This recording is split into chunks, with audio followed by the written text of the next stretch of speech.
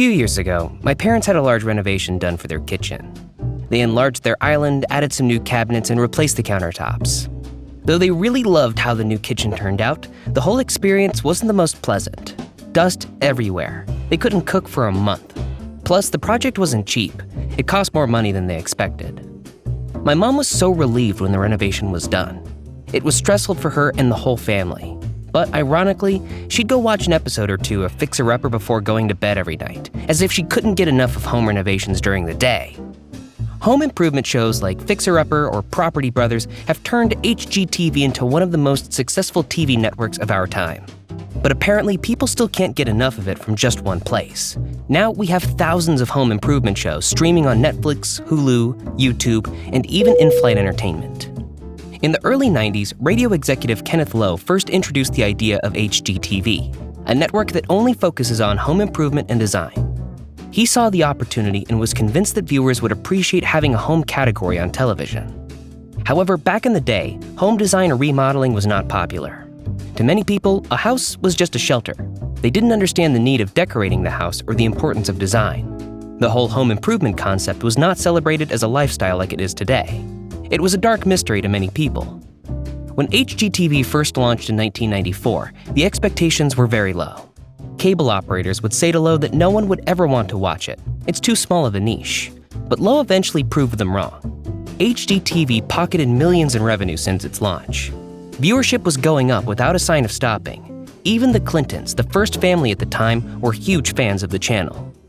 Fast forward to 26 years later, HGTV is still one of the most successful cable networks, and it's an integral part of America's design culture. So why are we addicted to home improvement shows? American journalist and writer Caitlin Flanagan from New York Magazine theorizes that HGTV and other similar networks actually follow a golden formula to lure viewers. If you're a fan of Fixer Upper or the recent Netflix show Dream Home Makeover, you notice how these shows always feature a loving, thriving family as the lead. The mom is the successful designer, while her husband is a caring and supportive partner. Their children are always lovely and a joy to be around. Even when the lead isn't a couple, I guarantee you at least one of the clients they'd show is a loving couple. As humans, we love to see these happy families on television. Our spirits are lifted when we see Chip and Joanna Gaines poke fun at each other, or how they raise their kids in their beautiful farmhouse in Waco, Texas. These shows paint the perfect picture of what a healthy marriage and family should look like, and it resonates well with many people. When the show is over and the home is done being renovated, we snap back to reality. We then crave more by watching more episodes and other home renovation shows. It's what we call an escapism. Other than happy families and lovely children, many aspects of home improvement shows are actually educational and inspirational. HGTV understands that their viewers are interested in following the entire renovation process, so they showcase every step in details along the way. People learn a thing or two when Chip tears down the walls or how Joanna carefully picks out the decorating pieces. Networks like HGTV have fostered a growing DIY culture, and people find the craftsmanship very captivating. Even if you're not into design, it's still therapeutic to watch how designers turn an ugly place into a beautiful one. You can experience the before, during, and after of the process, all within just one episode. While the home renovations in real life take up to months or even years to complete, Chip and Joanna's beautiful makeovers only take 60 minutes or less. You don't have to deal with the dust or the stress that come along with them. It's quick and fast. You consume, then move on.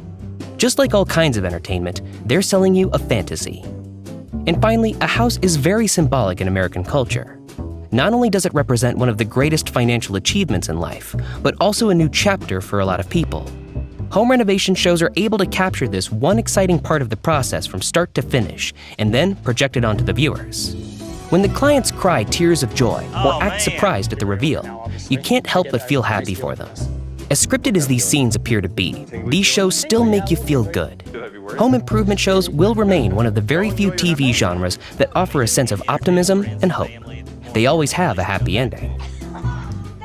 Thanks for watching. Don't forget to subscribe and give us a thumbs up before you go. See you next time.